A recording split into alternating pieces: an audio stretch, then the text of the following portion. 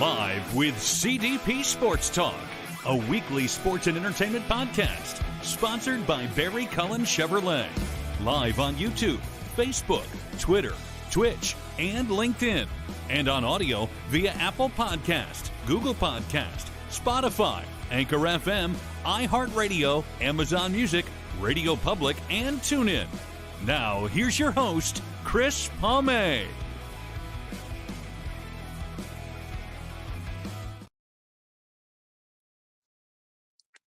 Good afternoon, everybody. Welcome to the 250th episode of Live with CDP Sports Talk today on my third anniversary. And I'm really looking forward to this show today. I have a special guest for you guys. And just before we get to the special guest, I just want to let you guys know this is season 5, episode 30, 250th overall. And Live with CDP Sports Talk, it again is brought to you by Barry Cullen Chevrolet dealership at 905 Woodlawn Road West in the Guelph Auto Mall. You can check out barrycullen.com for the newest selection of new and pre-owned GM vehicles, or give them a call at 519-824-0210. Tell them that CDP or Chris Palme sent you there as well. And also, guys, you can also now pre-order the all-electric Cadillac Lyriq, which they have one there for test driving if you want to pre-book a test drive of the Cadillac Lyriq. And they also have the all-electric Silverado pickup truck you can pre-order as well. And also, you guys can check out the 2023 Chevy Trailblazers RS, which I just purchased a month and a half ago as well. So again, thank you to Barry Cullen Chevrolet for sponsoring Live with CDP Sports Talk. And I hope everybody's having a great Monday afternoon, Monday, March 6, 2023.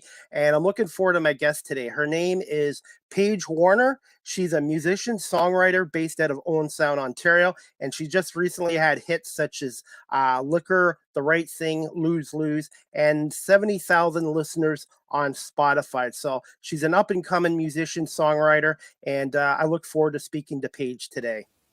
Good afternoon, Paige. How are you doing? I'm great. How are you? Good. Well, thank you again so much for coming on my 250th episode today. Thank you so much for having me, and congratulations. Thank you so much. I hope that opening was okay for you. That's great. Thanks. That's great too. So, yeah, again, I appreciate you coming on. And how things in Owen Sound right now? I think that's where you're based out of. Yeah, I moved here a couple years ago. They are great. I love it here. There's a really broad arts community here, so it was easy to jump in and fit in and stuff. So yeah, I love it. And then in the summertime, do you happen to do any boating? Because there's obviously a lot of water around Owen Sound. You know, I'm more of like a water watcher. I kind of stay off the water and I don't swim too much or boat, but Yeah. you know, I do occasionally, but usually I'm just sitting on the beach looking at the water. How's the winter's been like in Owen Sound since you moved there? The winters here are really intense. We get a lot of snow. I didn't think it would be that much different because I moved from like St. Jacobs area up here. Okay. And I thought it would be similar, but it's not. We get buried in snow. When there's a snowstorm, you know, you get half a foot down there and 2 feet here, it feels like. So, yeah, there's a lot of snow. It's pretty when I don't have to drive. So, you know, I'm still grateful, but... That's all right. Do you ever do any snowmobiling or skiing or any winter sports up there? I should. I've thought about getting into skiing, but I just haven't found the time for it. I mostly hike during the winter, actually. I really like winter hikes. They're really pretty, and you don't sweat because it's cold, so it's nice. Yeah, I actually like doing hiking too, by the Speed Rimmer here in Guelph, and it's nice and peace and quiet. You get away from the traffic, you get away from people. You're just in where nature is, and it just kind of calms me and relaxes me. Doing it for an hour and a half. Obviously, I haven't done it as much in the wintertime as in the summertime in the fall. Yeah, I totally agree. It just refreshes my brain, you know, to disconnect from everything for an hour or two and come back to life feeling refreshed. So, yeah. Absolutely. Now, recently you were in Guelph on February 18th at the Red Brick Cafe, which I haven't been to. What is that place like, and how did your performance go? That was a really great show. Everyone packed the place, like every chair was filled, so it was really, really a welcoming start to Guelph. I haven't played Guelph a whole lot, so that was beautiful. And the venue is so great. The people that run the venue are so fantastic and warm. And it was put on by the city of Guelph too, so that was really great to be connected with that and gain media and everything. So yeah, it was a great show. People were more kind than they needed to be, I guess I'll say, and I appreciated it. Yeah, just you'll have to let me know the next time you're in this area because I'd like to hear you perform as well. Yeah, definitely. I have some full band shows coming to the KW kind of area in the summer, so once those are confirmed, I'll let you know. Okay, I was going to say, how many songs did you perform at the Red Brick Cafe? I think I did. I gotta think. It was about 12 songs, and I was just playing acoustic there. I don't do a lot of solo shows anymore, acoustic shows. So it was fun to get back to that and just play some really stripped down and soft versions of the stuff that I'm used to playing with a full band now. So yeah, it was just 12 acoustic originals. Yeah. And how long are your shows normally, like time-wise, like an hour, hour and a half? Yeah, it depends on the show. It's usually about an hour. We're doing a lot of festivals this year, so those tend to be just like 50 minutes or an hour. And yeah, that's kind of the usual right now. I used to play a lot of like bar gigs and stuff like that, which were like up to 4 hours, but I've kind of shifted from that into more feature shows. And are you currently working on more single songs right now, currently? I am. I'm actually in the studio right now, and I'm releasing a song probably in May. I don't have a firmed up date yet, and it's not really officially announced, but yeah, I'm in process of getting one ready for May, so it's really exciting. And how many current songs have you performed so far? Obviously, you've done Liquor, The Right Thing, Lose, Lose, but how many in total? And do you have a CD out there yet so somebody can purchase it? So the first thing I released was a 4-song EP. That was in 2018. So that's my only like collection that's put together of songs, and then the rest are singles. And I've done I think 2 singles every year since then. But I did have physical CDs of the EP, but they're sold out now. So I'm hopefully gonna do an album soon, but I'm kind of just focusing song to song for the time being. Yeah, and it's amazing too with CDs because I just bought a new car now, and it doesn't even have a CD player in it anymore. Everything's old satellite radio or Bluetooth and connect to Spotify, so I can actually listen to your music through Spotify as well. That's great. Yeah, I know. I have like a record player and a CD player kicking around here, but I Yeah. don't use them a lot. It's just amazing how record players and vinyl records are back again. I'm obviously old at 50, but it seems like the older I get, everything comes back to retro again. Oh, totally. You know, people are playing cassettes again. Like I think some of the trendier Wow. stores are selling cassettes too, which is funny. I don't know if the sound quality is quite there for those, but hey, you never know. So I guess VCR tapes and VCRs will come back at some point Oh as well. gosh. Such a pain to rewind. I don't know why anyone would do that. Absolutely. So I'm just going to start with some questions, Paige, if that's okay. Yeah, go for it. Okay, I'm based out of Guelph, Ontario. Obviously, my radio show is remotely done through WQEE 99.1 FM, the key in Atlanta. There is just a little cheap plug there for the station. I promised I said I would. But can you tell my audience here in Guelph, Ontario, just a little bit about yourself? Yeah, so I'm a singer-songwriter, obviously from Owen Sound now. I came from KW area, and I started songwriting when I was probably like a preteen. I really fell in love with singing first, though, singing covers and stuff like that. I took vocal lessons when I was a kid, so that was always my first love, and still really is. And I started writing songs just because I knew that if this was the career path I wanted to take, I needed to be able to write. And turns out it felt really natural and really therapeutic for me. So once I started songwriting, I wrote like, I'm sure hundreds of terrible songs. I started to kind of find, you know, my voice and my sound and stuff. So then writing became a real, I guess, integral part of who I am and who I am as a songwriter and performer. Yeah, and then I released, like I said, my first works in 2018, and I've just been releasing music since then and performing shows and stuff. Yeah, it seems every year there's something new coming down the pipeline, so I'm really grateful for that. What was it like having that coming out in 2018? What kind of a feeling was that to see your work come out? It was really surreal. I felt like a baby at the time. I had no idea what I was doing, and I worked with a friend on the production of it and everything. So I didn't really know what it meant to release music. I knew that it would end up online and people would see it, but I think I like posted one photo of it and was like, "Hey guys, go listen to my music." And now, of course, I realize there's a whole business around doing all of this. So yeah, that was just, I guess, the first thing I put out in the world, and just kind of said, I guess we'll see what it does. But yeah, it was so strange to see my music like on Spotify. That was a really weird feeling. What was the time frame for releasing your music? Like how long was the process? So then I think it probably took me about 4 months from starting recording, getting all 4 tracks finished up, and then to releasing.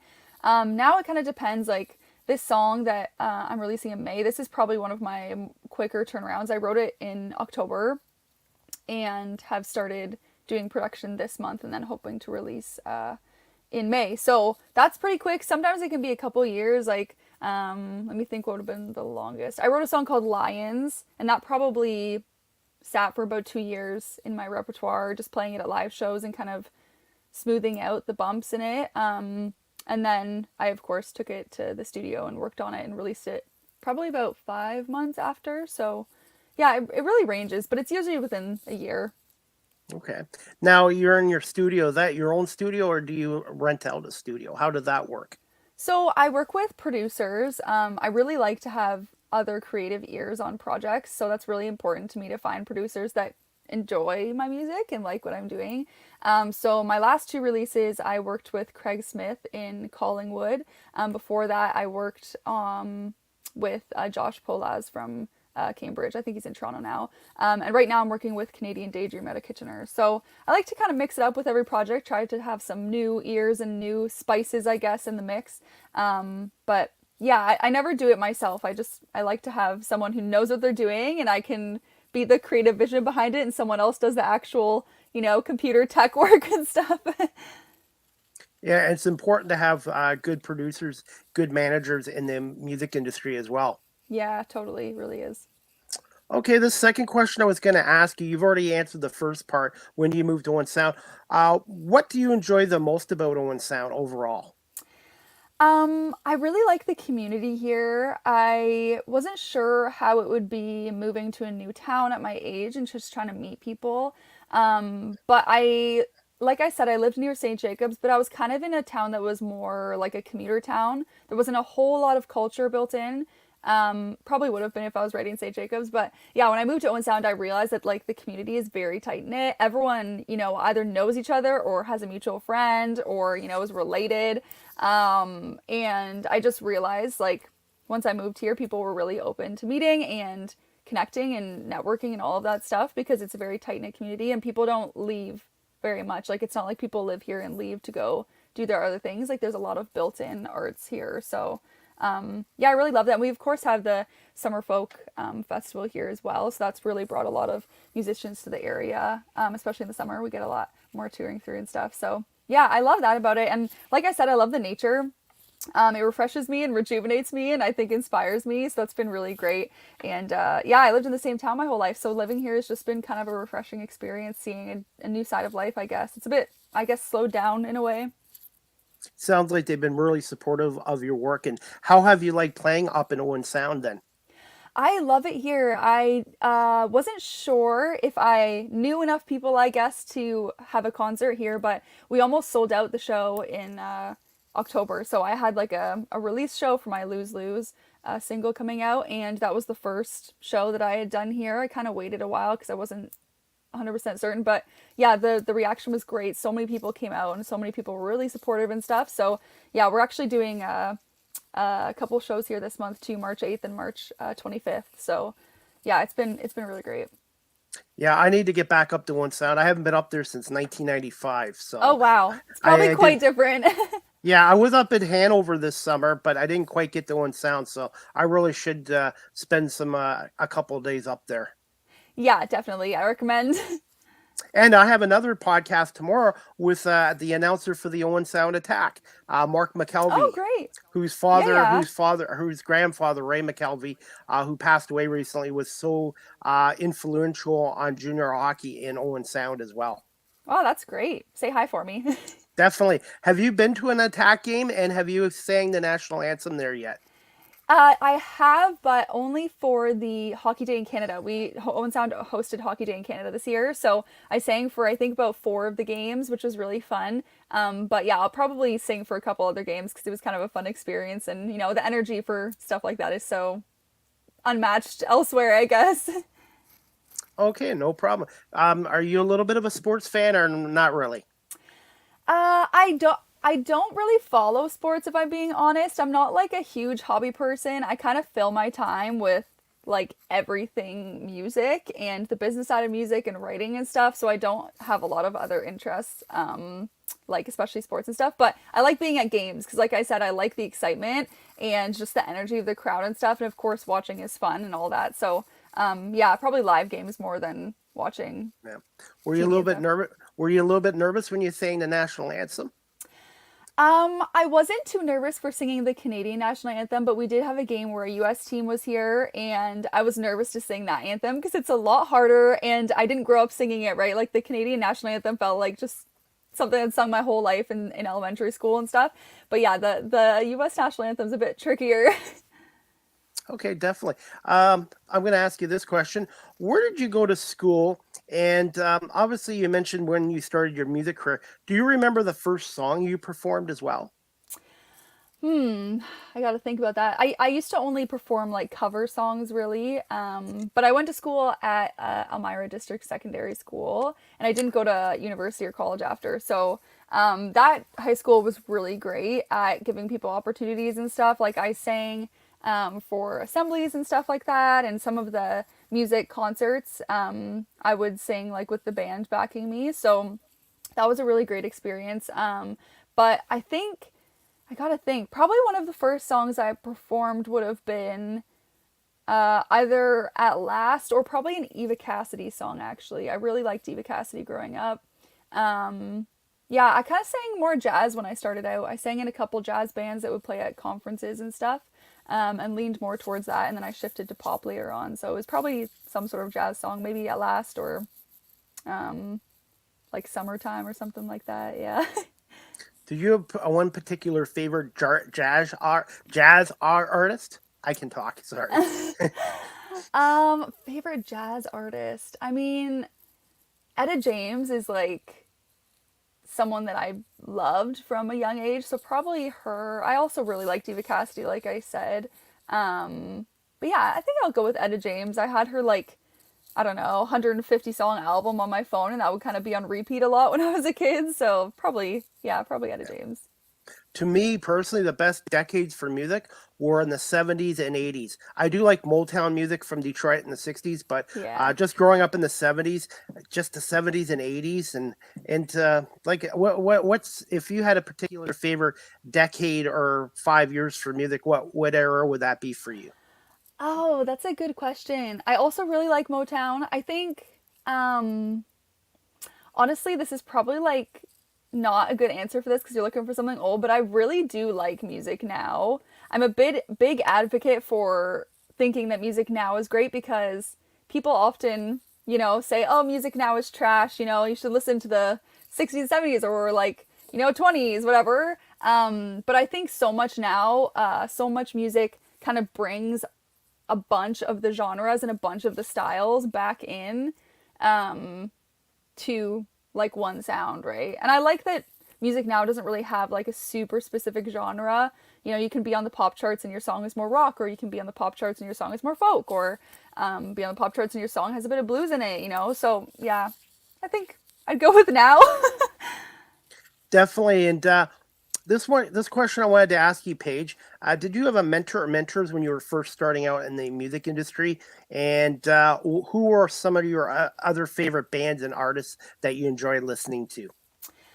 So I didn't have one single mentor. I had a really great high school music teacher who gave me a lot of opportunities to perform. I also had a vocal coach that was really encouraging. And there were so many people along the way. Like I did some competitions, some local like singing competitions. Wellesley Idol was the first one I did actually, and then I did the Shot, and I don't know, there hasn't been like a single person that's been consistent, but so many people have been really gracious and given me opportunities, probably before I was ready for them, which I guess is good.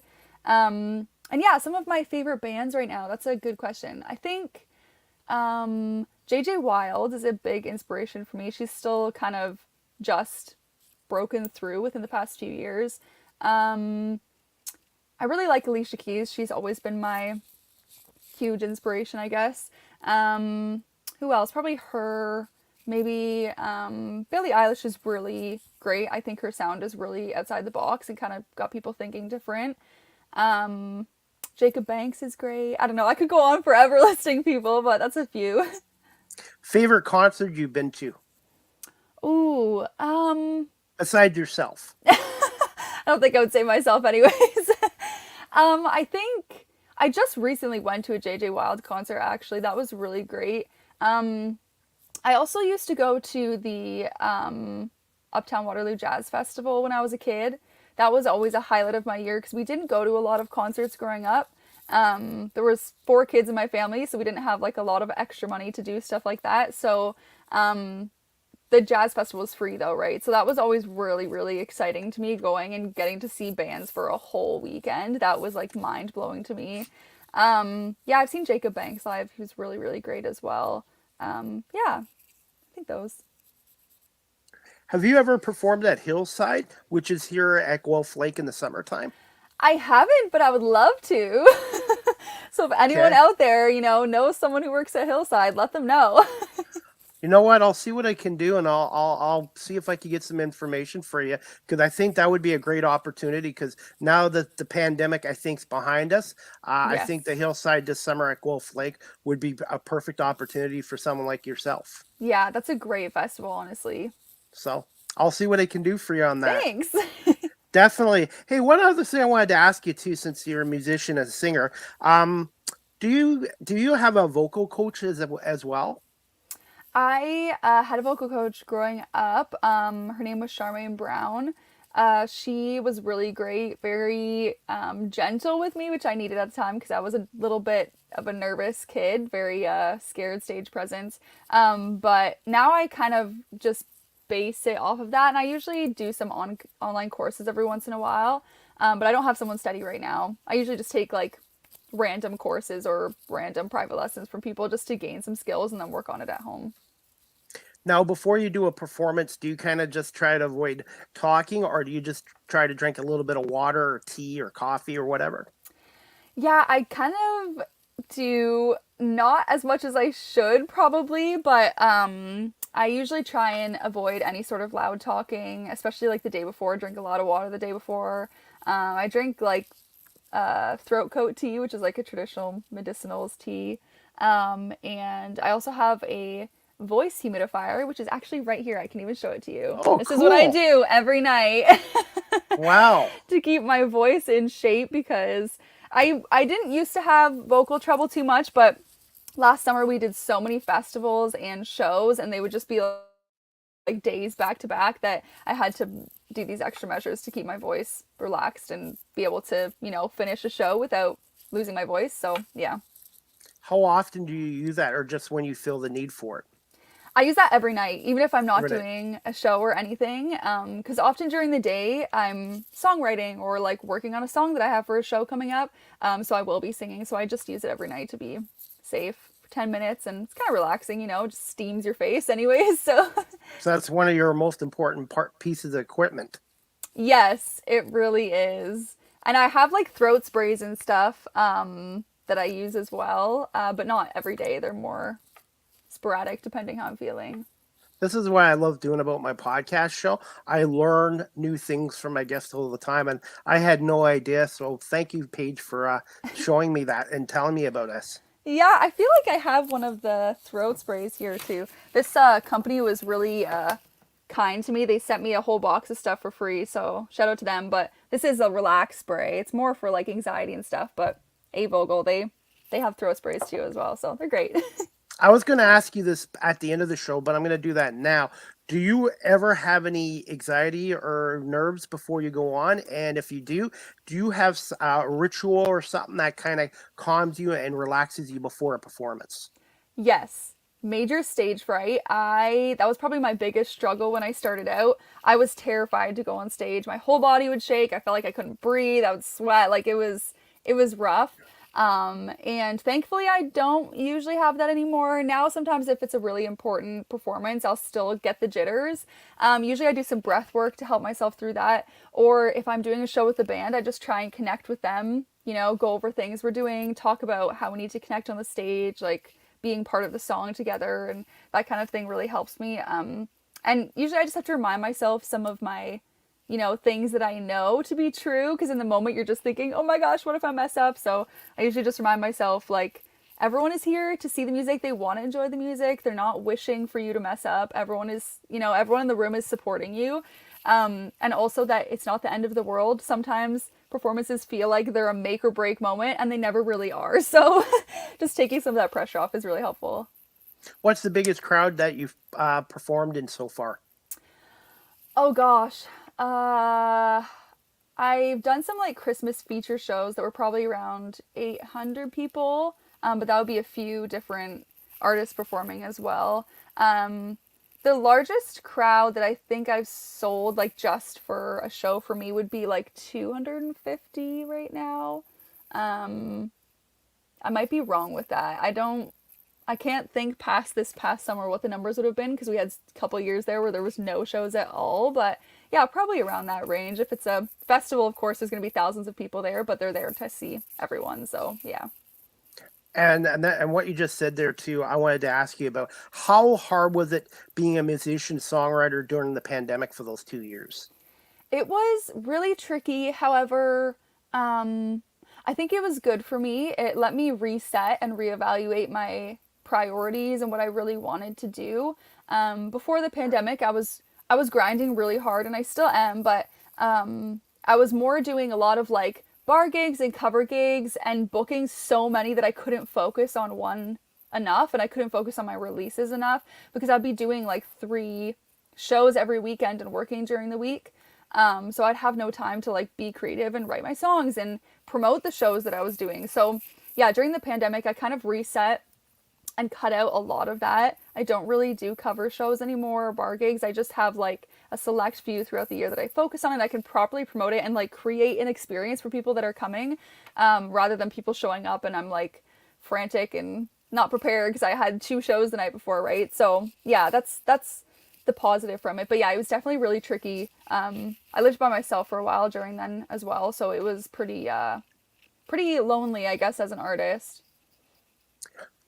Now, did you do any virtual Zoom performances in those 2 years? I did. I actually did a live stream every day for, I think, probably 2 months, or every weekday. I think Monday to Friday I did a live stream every day. And that was very interesting. It was nice to have an outlet to perform. But of course it wasn't the same as a live performance, feeling the energy back from people in a room, but it definitely filled in the gap as best as it could. Absolutely. I have some comedian friends in LA, and I was able to watch them on Zoom, and I enjoyed it as much. But there's nothing better than being live at a concert or a performance. As much as we all like doing this virtual stuff, it's not the same as being live in person. Oh, totally. There's the energy in the room that you don't quite get, right? So. Or sometimes the Wi-Fi connection can go down as well. Yes. Which kind of ruins the performance. Absolutely. This we're gonna ask you this question, and then I have one of your videos from your YouTube channel. I believe it's The Right Thing. Do I have permission? Do I have permission to? Is it okay if I play the clip? Okay. Yeah, for so sure. I will mention that again when I play it on YouTube, just to make sure there's no issues. But this is a question I wanted to ask you, because I was reading up on your bio. How much of an influence has your family had on your music career, Paige? My family has had a huge influence. They were definitely my biggest support growing up, and they pushed me a lot. I know a lot of families struggle when someone or like a kid says they want to go into music, because it's not a very lucrative career a lot of the time. It's not stable, and it's not like consistent, so it's a really scary thing to jump into. But thankfully my family was always very much like, you go for it, go for your plan A. We can figure out stuff later if we need to. And yeah, my parents also helped me through that stage fright, just like encouraging me, like, you have to do this, you'll get over it eventually the more you do it and stuff. So yeah, I think they've been more of an influence than they probably realize. So Yeah, definitely one of my biggest support groups. Were you shy growing up too? Kind of quiet? Very shy. I was like socially anxious and anxious to be on stage in front of people, and I didn't like to be the center of attention very much. Except for in my family setting. I was the youngest kid, so I was definitely loud and like fought for attention a little bit. But in the world, I was shy. I was that kid that like hid behind their mom's leg, when people are talking to you and stuff. So thankfully, I've grown out of that a little bit. Yeah, and I sort of can relate to you. My story's a little different than yours, but the radio industry is not a huge amount of money in it. There's a lot of hours. There's a lot of things that go on with the radio industry. And one thing I wanted to tell you as well, when I was younger, I was very shy. I didn't talk until I was 4 or 5, and it just seems like the older I've become more outgoing and more comfortable with talking to people in public and stuff like that. Yeah, I totally relate. It's the same thing for me. You just gotta get used to being comfortable in front of people, and then eventually, just the more you do it, they call it reps, the more comfortable you become. Yep, totally. That's exactly what happened to me. I just had to talk to people and perform more, and I got comfortable and realized that people don't really care that much. Like, people don't judge as much as I think we think they do. Absolutely. I know when I was in school, I hated public speaking and that, and now, 35 years later, I want to be on the radio, public radio. Yeah, So wow. it's just amazing how, like I said, things change from when you're younger to when you get older. Yeah, that's quite the switch. Absolutely. And is it okay if I play that video clip from Yeah, your go for YouTube it. channel? Again, your Paige Warner YouTube channel. And please subscribe and like her videos if you already haven't done that. So I'm just going to play this clip right now, courtesy of your YouTube channel. And thank you for letting me play this clip of this song. I really like this song too, by the Thank way. you. I Thank appreciate you. it. Just let me know if you can hear it okay. The audio's okay. Okay. Whoops. Oh, Whoops, I apologize. I don't know how. Okay, we got it. that's a good Okay. song, though, too. Yes, yes. I apologize. I meant to play your right thing, but for some reason I had Michael Jackson there. So, anyways, everybody, this is Right Thing by Paige Warner. Thanks.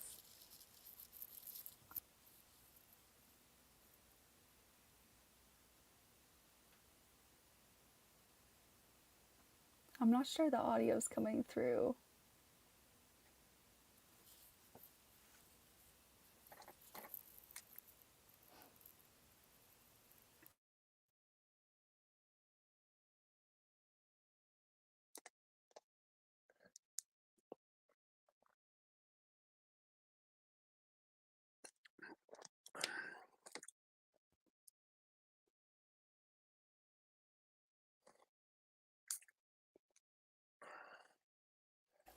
I'm not sure if the audio's coming through. I'm not hearing anything.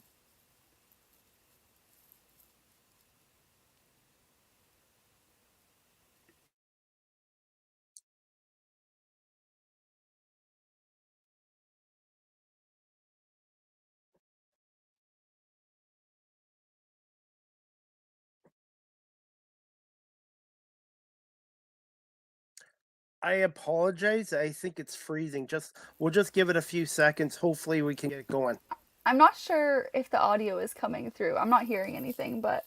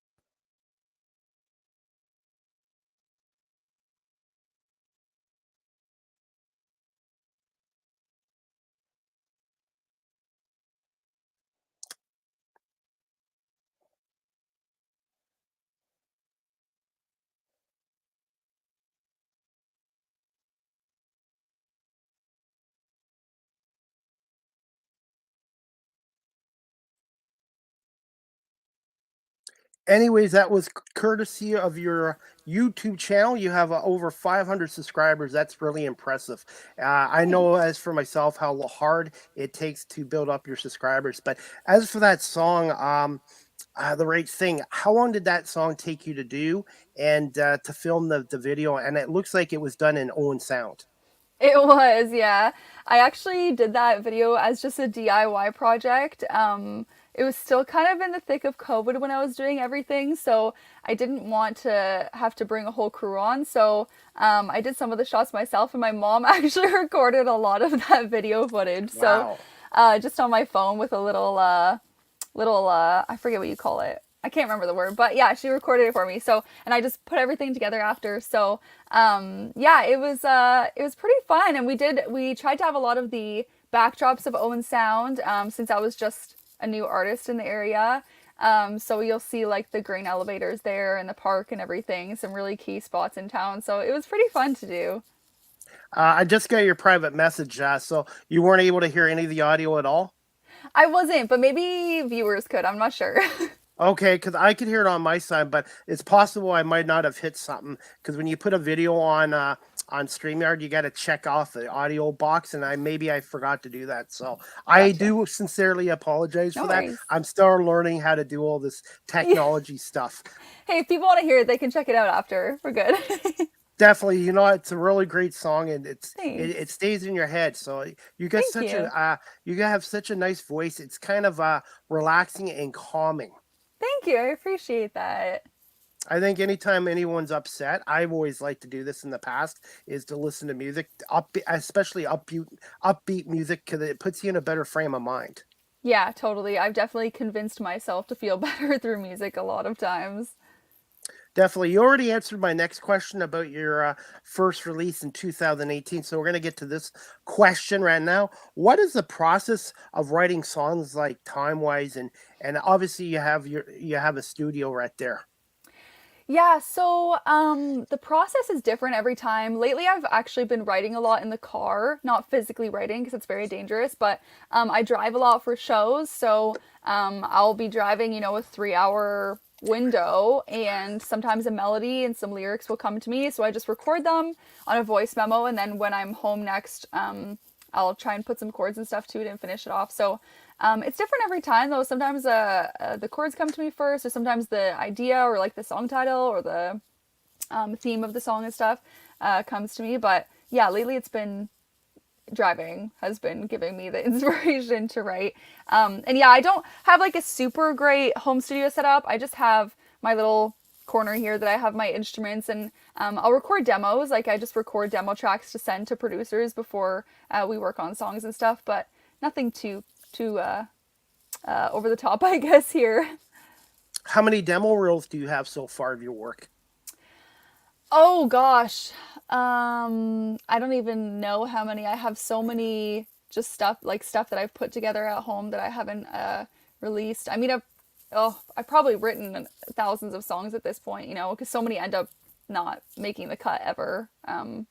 But yeah, I don't even know. Now, the songs that don't make it, is your final decision, or is it your producers or the gentlemen that are helping you?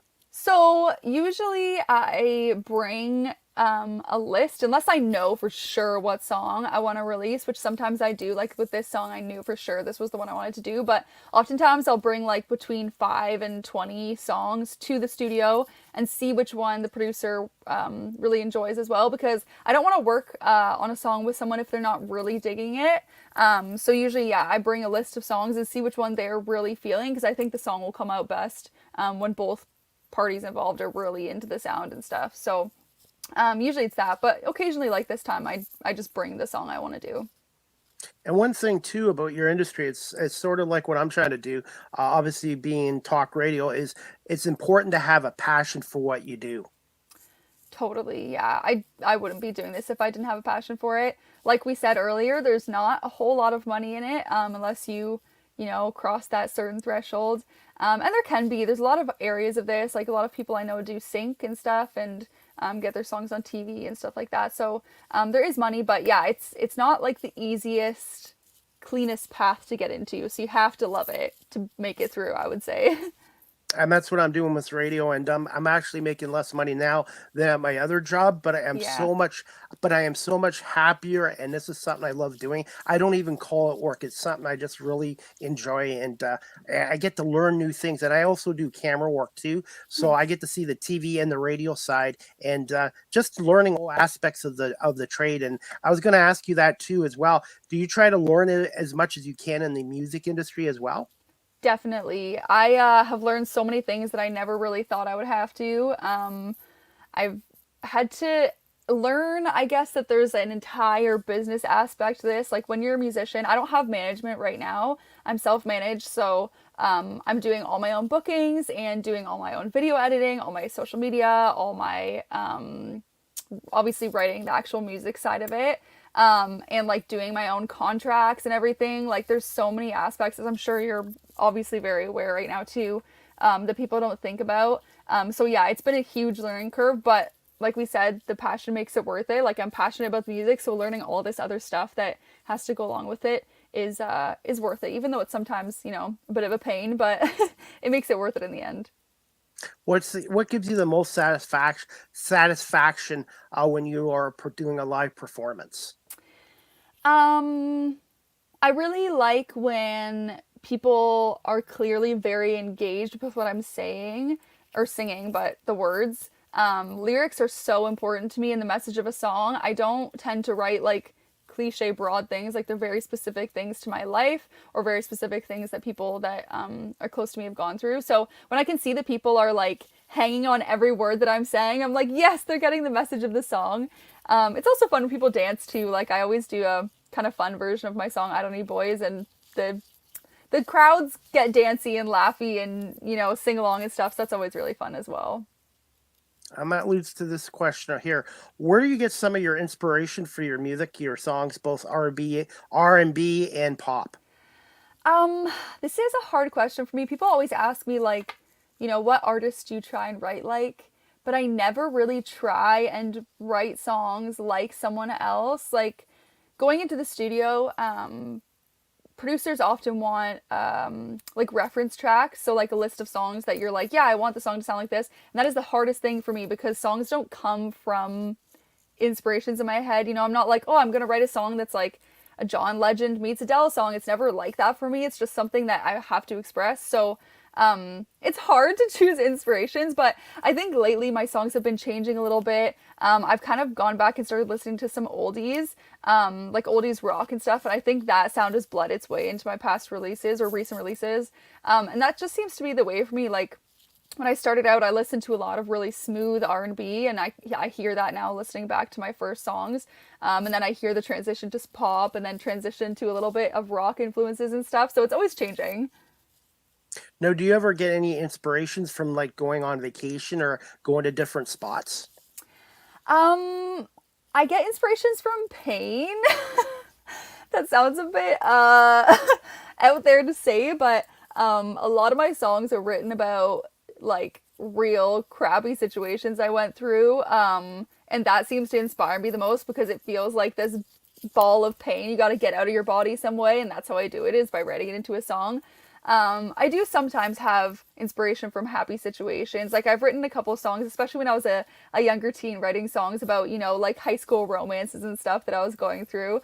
But yeah, emotion is my only inspiration. I don't draw stuff like out of outside situations as much as inside situations. Okay. Are you okay for a couple more questions, Paige? Yeah, go for it. Okay. Hey, when my show first came out, it was really just originally called 30 Minutes Live with CDP. And then I've been very lucky. A lot of my guests have been able to talk to me for 40 minutes to an hour or whatever. So, yeah, That's thank you great. so much. Thank you so much again. And I'm also, one thing I was going to ask you about, and this goes for my industry as well, is you have to be flexible too in the music industry. Am I right? Yes, really flexible in like every aspect, you know. So many things are last minute or so many things are changing and adjusting and yeah, it's a lot. All right. What is a daily day, a week like for a musician songwriter like such as yourself? Every day is kind of different, which I love. I would not thrive in a situation or a job where I'm going to work and doing the same thing all day. And I love that about it. But yeah, it varies. Like some days, well, yeah, I want to go through today. That's a good example. So today I went to the gym and then I came home and I had a bunch of admin work to do for shows that were coming up, like sending out stage plots and stuff like that, and connecting with venues just to see what the requirements are. And then I was working on a song that I'm currently writing, trying to wrap that up. And then like I have band rehearsal this afternoon for our show on the 8th. And I'll often do some social media work, do some content planning, sometimes some budgeting, depending on what project I'm working on, which is what I did today. And then I was also looking at some cover art, trying to make some decisions and do some designs and stuff. So yeah, it's, as you can see, it's like a full basket of random things every day, but like you said, you probably understand as well. But yeah, I love it. It's not your typical 8 to 4 job, obviously. And I have to ask you this because I'm curious. How long on average is a band rehearsal on average? Oh, it so depends. You know, we're pretty quick now. When we first started out, we would probably have like some rehearsals that would be up to 5 hours, which was a lot. But we were just trying to like get through the material at that point. Now most of it is review, and then we add a few songs here and there. So we probably have like between 2 and 4 hour rehearsals usually. So some late nights there too as well. Yes, definitely. A lot of my bandmates have day jobs, so, and I'm gracious or grateful that they still do rehearsals and stuff. But yeah, it can be a long day for some of us. Absolutely. Now, this next question, we've already talked about the one song, The Right Thing. Can you just tell my audience here in golf a little bit about the other song that just came out, single, Lose Lose? Yeah, Lose Lose came out October 21st. That was the one that I had the release show for. And it was a song I wrote about one of my best friends. She went through a really hard situation, probably the hardest situation in her life. And I was like really feeling the pain, sympathizing with what she went through. So I, again, expressed that pain out by writing this song. And I produced it with Craig Smith. And yeah, we kind of added some like almost outlaw sounds in there a little bit with some rock influences, but still very much pop. Okay. And on average, how long is a song for, like, what's the average song time for the songs you come out with? I write really short songs. I have a short attention span myself, so I think that's probably why. But yeah, my songs, a lot of the time when I first write them, are like 2 minutes and 40 seconds ish. And then once I get into the studio and we add some like instrumentals and intro and outro and all of that, it's usually just around the 3 minute mark. Most of them would be around 3 minutes. Like I've never released a song that's over 4 or anything like that. So Good to know, because like I said, I guess every artist is different on that. So there's yeah. some artists that like to write long songs and some that like do medium or short. Do you see yourself possibly ever writing longer songs in the future, or right now, for now, you just stick to about 2.5, 3 minutes? Yeah, I don't really like go in with the intention of writing a certain length of song. It just always Okay, comes out as a 3 minute comes out. song. So Okay, good to know. Good to know. This question I wanted to ask you as well. How many songs have you written so far and recorded in your career? And what are some of your most memorable ones? I didn't say favorite, just most memorable ones. So I gotcha, don't put you on yeah. the spot. I guess I've probably written a lot of songs. Hundreds, I'm sure. Like I don't really keep tabs on them anymore because a lot of them just end up in a book of these aren't gonna ever be anything. Or sometimes I'll go back to them and rewrite. But definitely hundreds. And then which ones are most memorable? They're all kind of memorable for their own reason. I mean, I Don't Need Boys was the first song that got a really great audience reaction from like on streaming platforms. So that was really memorable. I remember thinking it was like surreal watching like the stream numbers like count up as I was watching it. So that's really a memorable moment. I really like Liquor though. That one is really felt me. A lot of times when I release a song, like 2 months later, I'm like, oh my gosh, I hate it just because I've listened to it so many times. And I'm a bit self-critical also.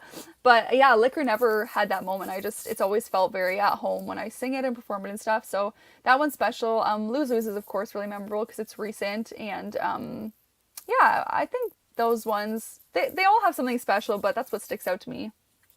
Okay. This just two more questions and we'll wrap it up. Paige, where are some of your favorite places to perform at, both indoor and outdoor? And I know you mentioned the outdoor festival in Owen Sound, I believe. Yeah, there are so many places I love performing. Heartwood Concert Hall in town here is definitely one of my favorites. I've done a few shows there and we have a few this month. But I love the festivals. Like Ontario has really, really great music festivals. And I think a lot of people don't realize how many there are within like a 2-hour driving distance from you.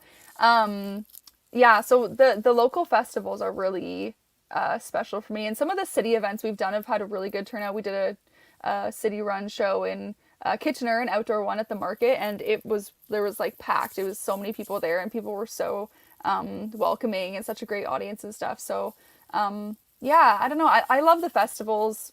I think we've played the Dakota too, the Dakota Tavern in Toronto. That's a really great venue as well. Okay, and this leads to this next question. I already have it on the bottom of my ticker for you, but can you let my audience know when your next upcoming performances, and what can people expect from attending your shows? Yeah, so what to expect is a good question. It's a little bit different every time, especially depending if we're playing a festival or a feature show. Shows that are just like just me and the band playing and ticketed, I'm really excited and have a lot of fun creating a vibe. So there's often, like decorations and stuff around that kind of draw you into the music. But yeah, it's usually a set list of mostly originals. I usually do about 2 covers that are my favorites. The upcoming shows, we're probably going to do House of the Rising Sun. That's my favorite cover to do because we do it a little bit bluesy and stuff. And then between songs, I like to share a little bit about where the song came from and what it means so people have some sort of context. And yeah, some upcoming shows. March 8th, I'm playing for Women's Day here in Owen Sound. It's an event in support of the Women's Center. So that's really exciting. And then March 25th, we're opening for MONOWHALES here in Owen Sound as well. So they're a really great band from Toronto, and I'm excited to share a bill with them because they are iconic, to say the least. And then we are playing the Paisley Blues Fest the first weekend of June. We also have the Dakota Tavern, July, I gotta look. We're playing with Josh Ritchie and Neon Pony. It's a shared bill there, July 20th. There we go. And there's some other stuff that's still in the works. A lot of festivals coming up that I haven't been given the okay to announce yet. But if you go to pagewarner.ca, everything will be updated there too, and on my socials at Paige Warner Music too. I always post everything. So yeah, it's gonna be a full summer. And I will try to contact from somebody from Hillside Festival, and we'll see if I can maybe you get to come up here for this. It's usually in July, Yeah. Hillside here at Guelph Lake. Yeah, that's a really great festival. That'd be really fun to play. Oh yeah, and I So, see So Far Sounds there too. Thank you for writing that. That one's sold out, which is why I didn't say it, but that's gonna be a fun one too. that is great, and I always try to promote my guests' work in that on here as well with the graphics and stuff like that. Thank you. I appreciate that.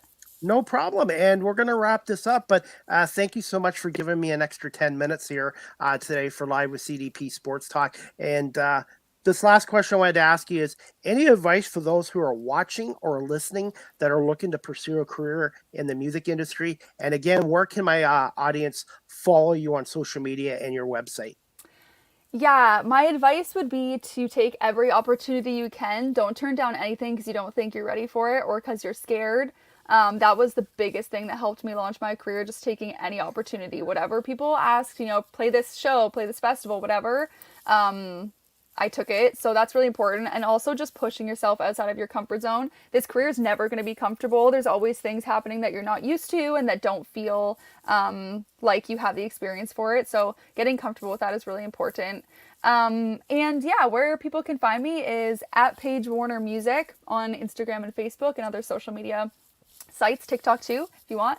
And my website is paigewarner.ca. So everything's on there as well. If you just click through that, I'm also on all streaming platforms, Spotify, Apple Music, YouTube, all of that fun stuff. So yeah, and tell me message me and say that you found me here, because I love to know where people found me from, and then I can tell Chris as well. Yeah, definitely. And I'm just really glad we connected on social media. And I really appreciate you giving me some time today out of your busy schedule. And I love hearing your story, how you got into the industry, and your advice as well, and how the music industry works as well. Thanks so much for having me. I really appreciate it. Okay, and if you can give me about 15 minutes or so, I'll have this episode downloaded to all my audio platforms, all the big ones, and I will send you a link to it as well. And also, if you want to check out my YouTube channel as well, I'm already subscribed to your channel, by the way. Great, thanks. So no problem. And again, Paige, thank you so much for coming on live with CDP Sports Talk today. My 250th episode in 3 years, and I really enjoyed speaking with you today. And I'm hoping to be able to come up and hear you, watch you, and hear you perform this summer. Yeah, thanks so much. I appreciate it. Okay, I hope you have a great day, and we'll talk to you soon, Paige. Thank you so much. Soon. Thanks. You too. Goodbye. Bye.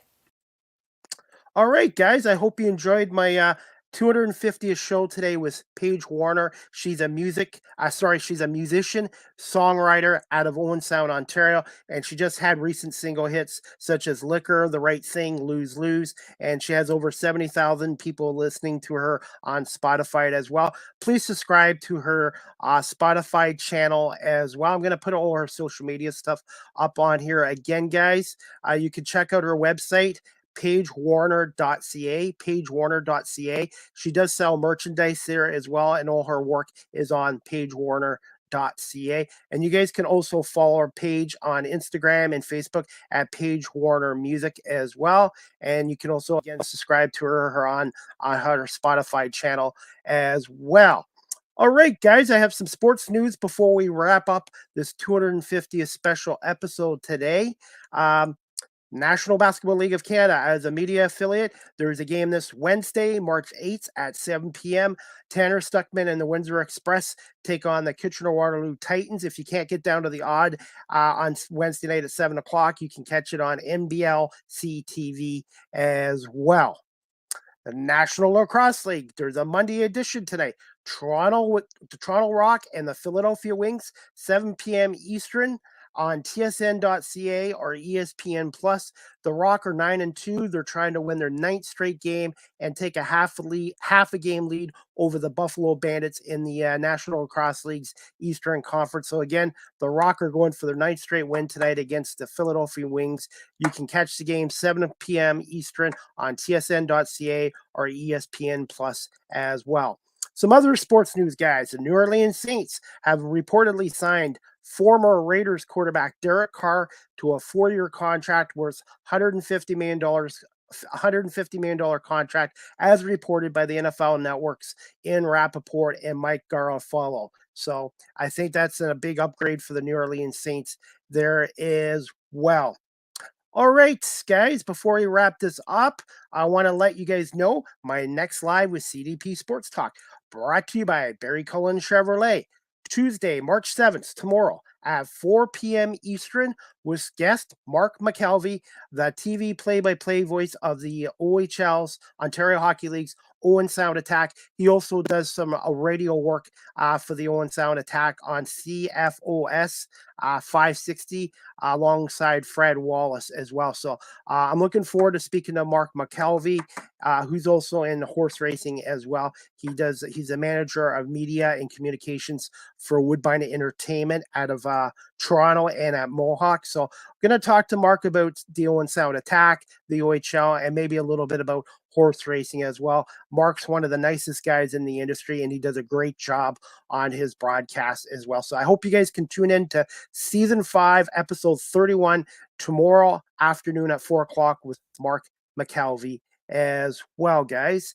Also, guys, Live with CDP Sports Talk, a weekly sports and entertainment talk show hosted by yours truly, Chris Pame, is now on weeknights during the week at 8 p.m. Eastern on WQEE 99.1 FM, the key, the home of Southern sports talk and the heartbeat of Atlanta. And I want to say thank you to their station manager, Ryan O'Neill, for taking a chance on my podcast show. And I hope you guys can tune in this week during the week at 8 o'clock at night to editions of Live with CDP Sports Talk, again on WQEE 99.1 FM, the key in Atlanta as well.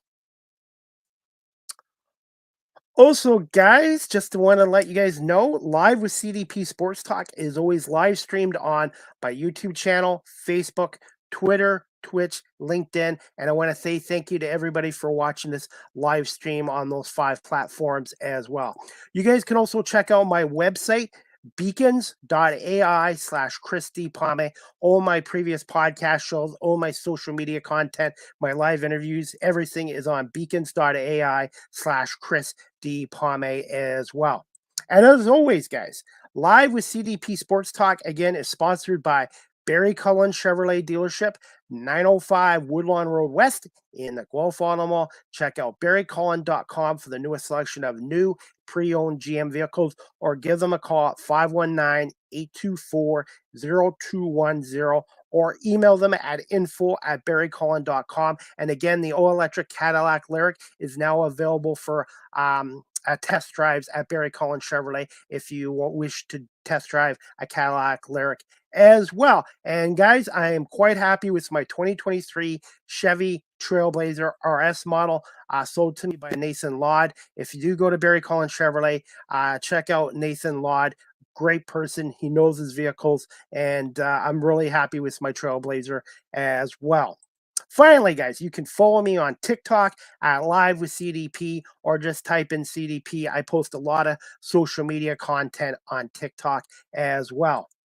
StreamYard is also the official live stream provider of Live with CDP Sports Talk. If you're into webinars or podcasting, StreamYard I would highly recommend as well. And finally, lastly, guys, Live with CDP Sports Talk, the podcast. The audio version is available on iHeartRadio, Amazon Music, Google Podcasts, Anchor FM, Apple Podcasts, Breaker, Pocket Cast, Radio Public, Spotify, Castbox, LinkedIn, Stitcher, and Tuned In. And again, weeknights at 8 o'clock on WQEE 99.1 FM, the key in Metro Atlanta as well. And lastly, guys, you can email me at cpalme19@gmail.com if you have any questions or suggestions for my podcast show. So again, you guys can email me at cpalme, POMAY19@gmail.com. And guys, you can follow me on Facebook,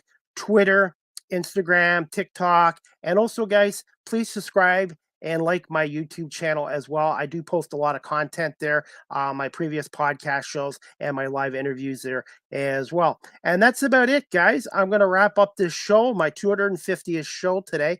But I want to say thank you again to everybody watching this live stream and on my audio platforms, which I have listeners now in 24 countries across the world. Thank you so much for watching and listening to Live with CDP Sports Talk as well. And that's about it. I want to say thank you to my guests again, Paige Warner, and please check out her work at Paige Warner.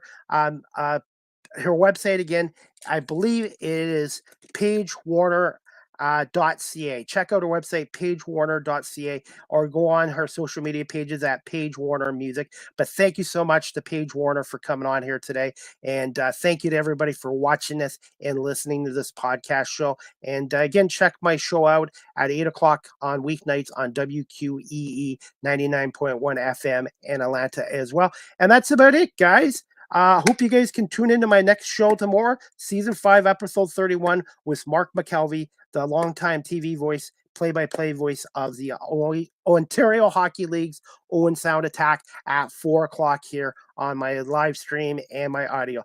I hope everybody has a great afternoon. And again, thank you to Paige Warner for coming on. And guys, I will have this downloaded to my audio platforms in a couple minutes. I hope everyone has a great afternoon, and we'll see you guys tomorrow at 4 o'clock for another edition of Live with CDP Sports Talk, brought to you by Barry Cullen Chevrolet. Have a great evening, everybody, and thank you for watching and listening to Live with CDP Sports Talk.